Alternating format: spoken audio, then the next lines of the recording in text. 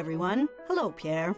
We now know the precautions taken during production phases, but how can we make sure that nanoproducts do not create any problems for health or the environment? First of all, Kathleen, nanoparticles constitute a minute part of each product.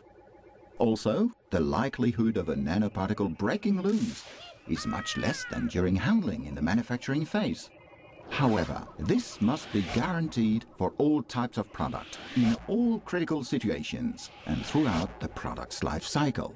Meaning? Can mechanical or thermal stress cause a few particles to escape during the product usage phase or at the time of disposal at the end of its life?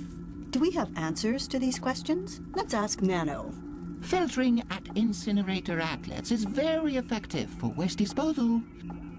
For products on the market, there is ongoing research on how various products tend to deteriorate. But it's impossible to think of everything. Very difficult indeed, Kathleen.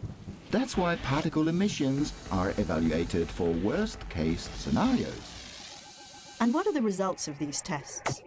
The first separation tests show that the quantity of manufactured nanoparticles released is very low, but the test must be extended to include nanomaterials and more scenarios. Shouldn't we be able to choose between consuming nanoproducts and abstaining from using them? A Nano Inside labeling project is being studied at the European level, but this idea appears difficult to implement. But consumers have the right to know what they're buying, don't they? Yes, of course. Mandatory labeling could be considered. What still needs to be defined, though, is what limit you regard as the threshold to declare that a product should be labeled as nano. Is it really necessary to have a threshold? A nano label could simply be assigned to any product containing one manufactured nanoparticle.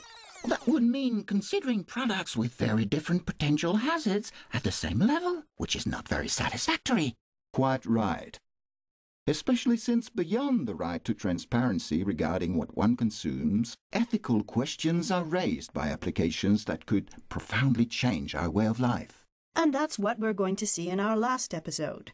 How should we deal with ethical issues? Thank you, Pierre. Thank you, Nano. See you soon.